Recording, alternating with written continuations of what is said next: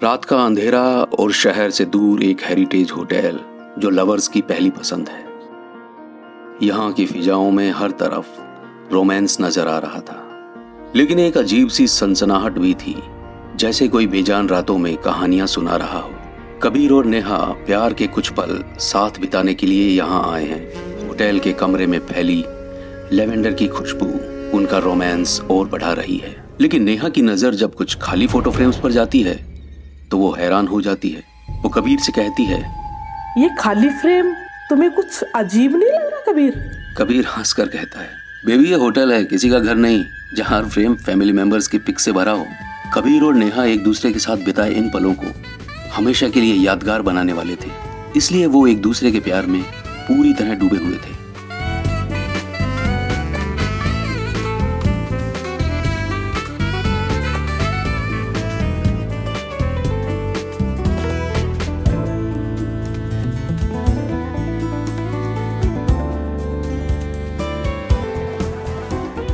थककर चूर होने के बाद वो गहरी नींद में सो जाते हैं। आंखें बंद होती हैं तो एक ऐसी कहानी शुरू होती है जो आज से पहले कभी लिखी ही नहीं गई।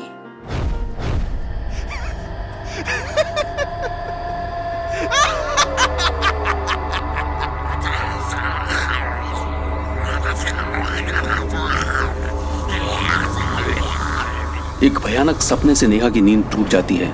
जैसे ही उसकी आंखें खुलती हैं तो वो एक बार फिर से चौंक जाती है। वो देखती है कि कबीर बेड के किनारे बैठा हुआ है और खुद से ही बातें कर रहा है। उसे इस तरह खुद से बातें करता देखकर नेहा सहम जाती है। एक बुरे सपने ने पहले ही उसके अंदर हलचल मचा दी थी और अब कबीर का इस तरह बिहेव करना। नेहा उससे कुछ पूछती इससे पहले ही कबीर उठकर वॉशरूम की तरफ चला जाता है। नेहा कुछ समझ नहीं पाती। वो कुछ देर कबीर का वेट करती है, पर जब काफी देर बाद भी कबीर वापस नहीं आता तो वो वॉशरूम की तरफ जाती है। पर ये क्या, वहां तो कोई था ही नहीं।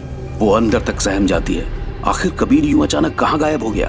तभी हंसने की आवाज आने लगी। नेहा वॉशरूम से बाहर आई तो कबीर को देखकर चौंक गई। उसने कबीर को वॉशरूम से बाहर आते हुए देखा ही नहीं, तो वो रूम में वापस कैसे आया? इन सब सवालों में उलझी हुई नेहा जैसे ही कबीर के पास आई तो उसे देखकर उसकी रूह कांप उठी। कबीर कुछ बदला बदला सा लग रहा था। वो एक भयानक शैतान में बदल रहा था। एक अजीब सी डरावनी हंसी उसके चेहरे पर थी।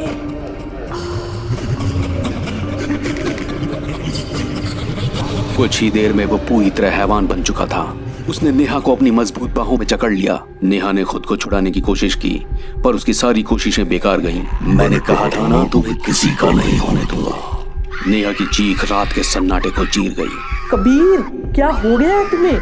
लेकिन वो कबीर था ही नहीं, वो तो कोई शैतान था। पर ये आया कहां से था और क्यों? नेहा जोर से चिल्लाई। वो नेहा के और करीब आया। मुझे इतनी जल्दी भूल गई? मैंने कहा था ना, तुम सिर्फ मेरी हो। ओह, ये तो अमन था जो नेहा के अतीत से लौटा था, बदले की आग लेकर। अमन, उसका पास्ट, उसका एक्स। नेहा को सब याद आ रहा था। अमन जो उसके प्यार में पागल था। दोनों ने काफी हसीन पल साथ में गुजारे थे। लेकिन जब नेहा की लाइफ में कबीर आ गया तो उसने अमन को अपनी जिंदगी से निकाल फेंका। अमन ने नेहा से इसकी वजह जानने की भी कोशिश की, पर नेहा के पास कुछ था ही नहीं कहने के लिए। इस तरह बिना कुछ बताए डिच करना अमन का टूटा दिल सहन न कर पाया और वो नेहा की यादों में खोकर शराब में डूबता चला गया।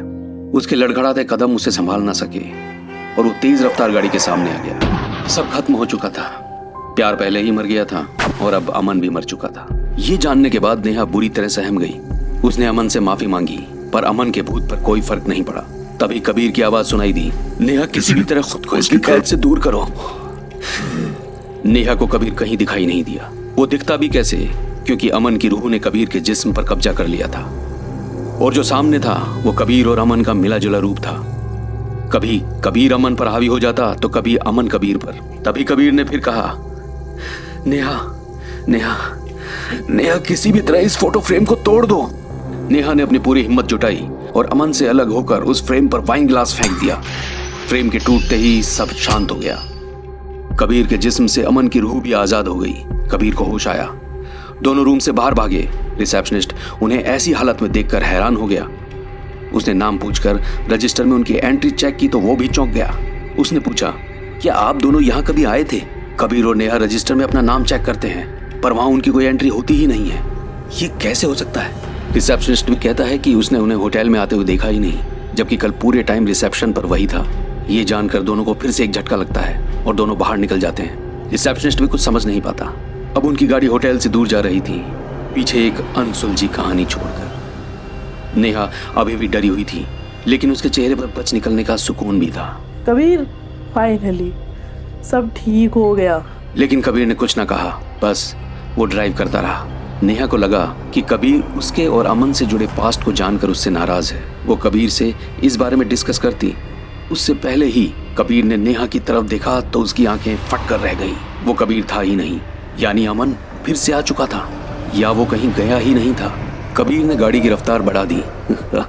मैंने कहा था ना बेबी, मैंने कहा था ना बेबी, तुम्हें किसी का नहीं होने दूंगा। नेहा कबीर को रुकने के लिए कहती रही, पर वो तो भयानक तरीके से हंसे जा रहा था। नेहा चीख रही थी। अचानक तेज रफ्तार गाड़ी सड़क से उतरकर उछली और पत्ते की तरह हवा में बिखर गई। कोई नामो निशान तक नहीं बचा था। एक हंसी हवा में गूंज रही थी।